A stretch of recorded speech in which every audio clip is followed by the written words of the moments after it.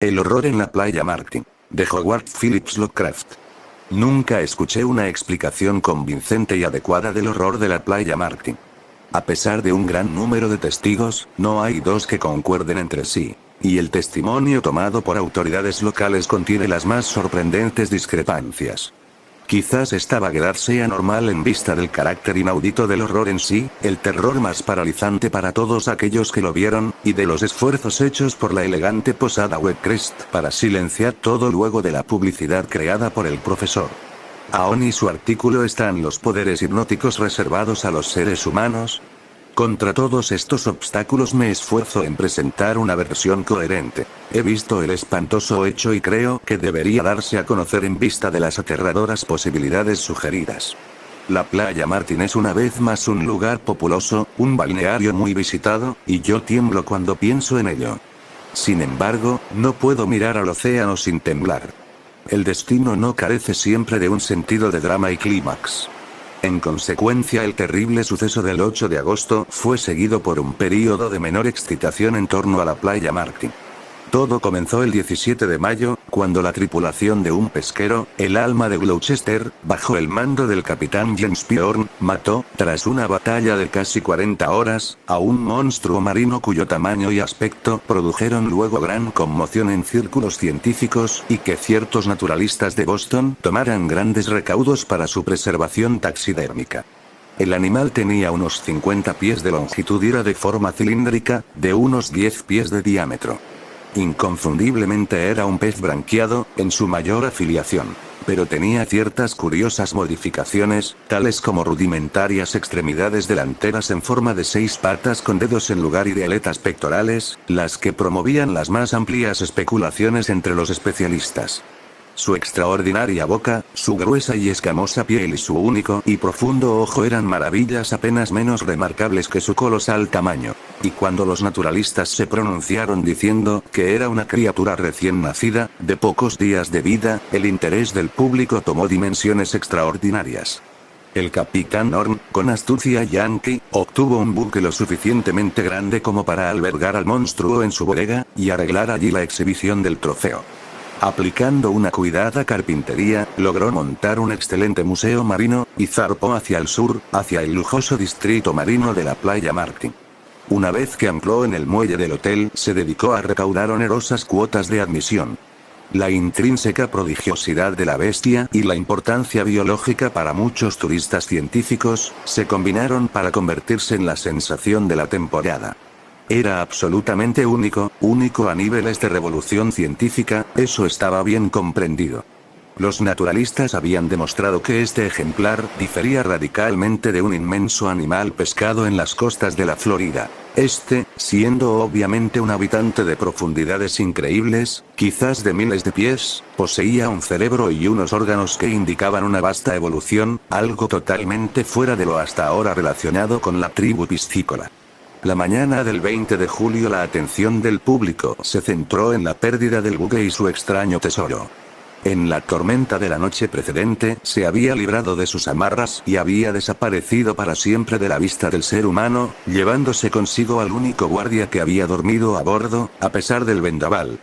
El capitán Horn, respaldado por el excesivo interés científico y asistido por un gran número de barcos pesqueros desde Gloucester, emprendió una exhaustiva búsqueda, pero sin más resultados que la incitación de comentarios e interés.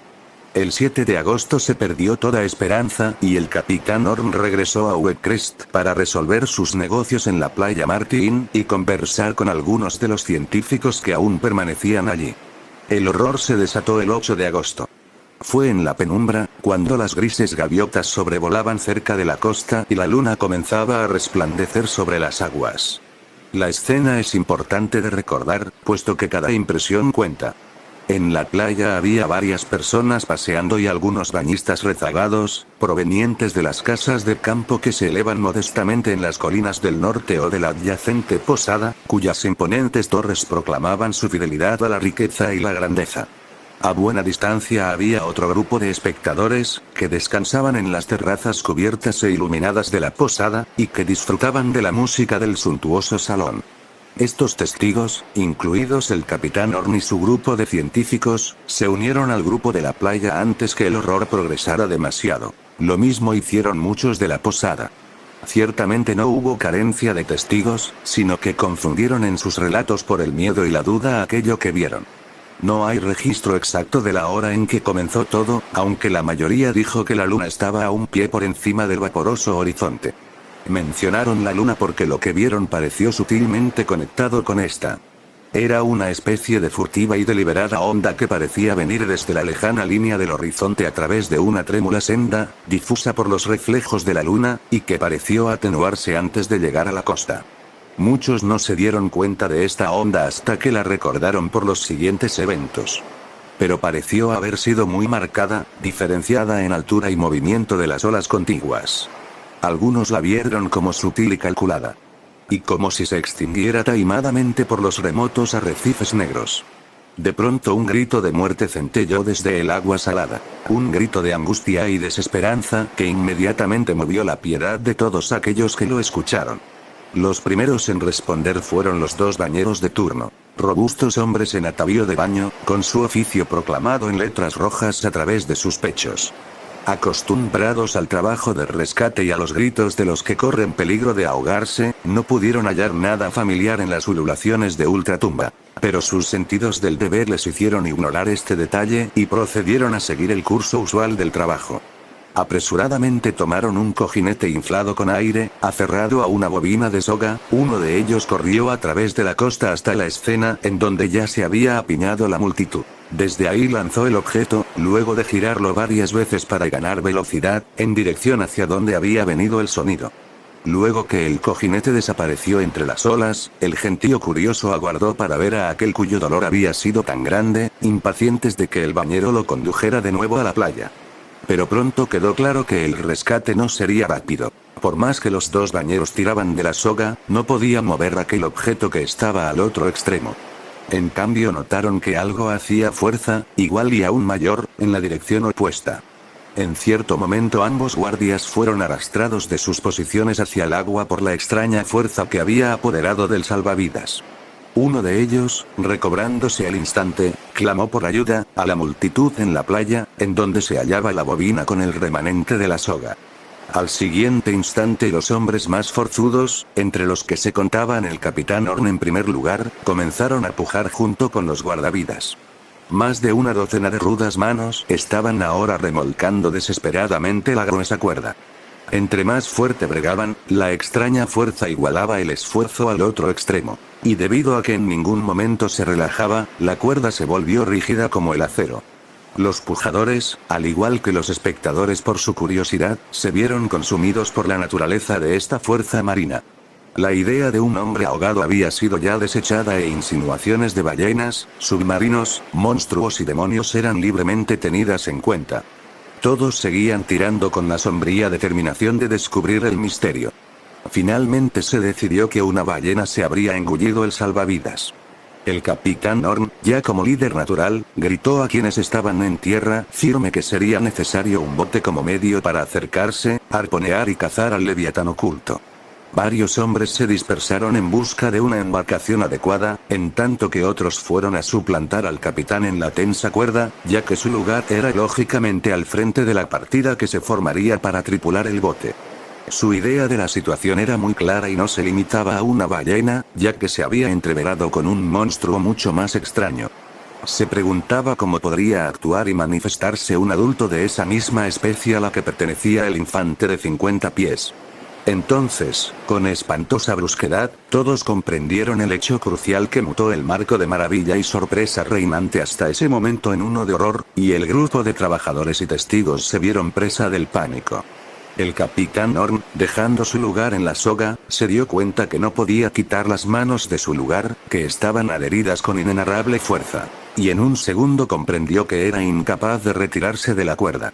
Su apuro fue adivinado instantáneamente por los demás, y cada uno probó su propia situación, llegando a la conclusión de que todos estaban en una misma condición.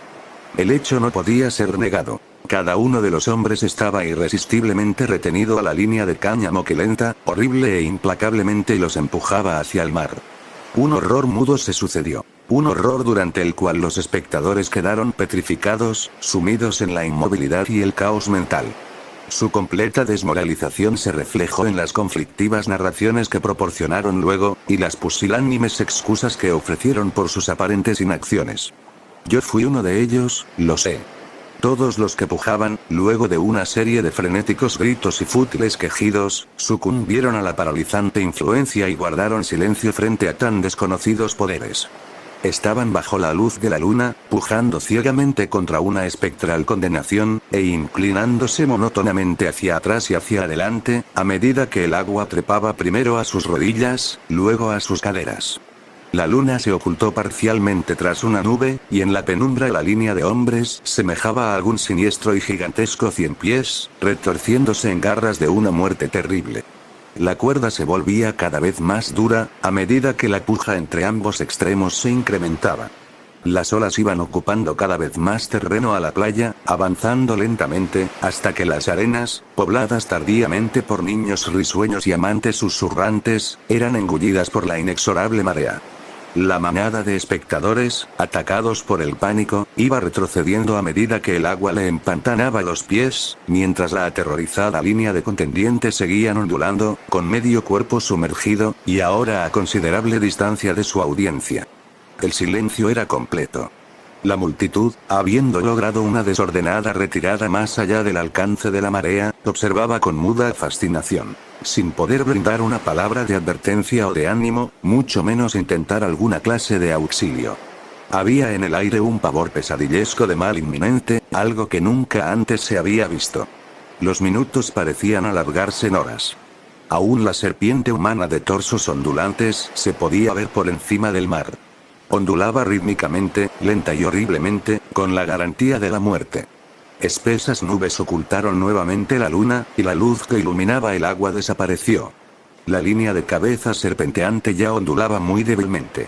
De vez en cuando se veía algún rostro lívido fulgurando pálido en la oscuridad. Las nubes se acumularon hasta que de sus interiores surgieron afiladas lenguas de fuego. Los truenos surgieron, suaves al principio, luego incrementándose hasta llegar a una ensordecedora y demente intensidad. Entonces sobrevino uno culminante, que pareció reverberar tierra y mar, tras el cual se desató un aguacero de tal violencia que pareció que se hubieran abierto de par en par las compuertas del cielo. Los testigos actuaron instintivamente, a pesar de la ausencia de conciencia y pensamiento coherente, y se retiraron hacia la loma sobre la que se elevaba la terraza de la posada. Los rumores habían llegado a los turistas del interior, así que los refugiados se encontraron con que las demás personas estaban tan aterrorizadas como ellos mismos. Creo que se vociferaron algunas palabras de terror, pero no puedo asegurarlo. Varios de los que estaban en la posada se habían retirado paranoicos a sus cuartos. Otros se quedaron para observar la línea de cabezas meneantes que aún se veía por encima de las ascendientes olas cada vez que un relámpago iluminaba la playa. Recuerdo haber pensado en esas cabezas y los desorbitados ojos que contendrían. Ojos que podían reflejar bien todo el pánico, el terror, y el delirium de un universo maligno. Todas las culpas, pecados, miserias, esperanzas perdidas y deseos no satisfechos, miedo, repugnancia y angustia de las edades, desde el principio de los tiempos. Ojos iluminados con todos los dolores espirituales de los eternamente ígneos infiernos.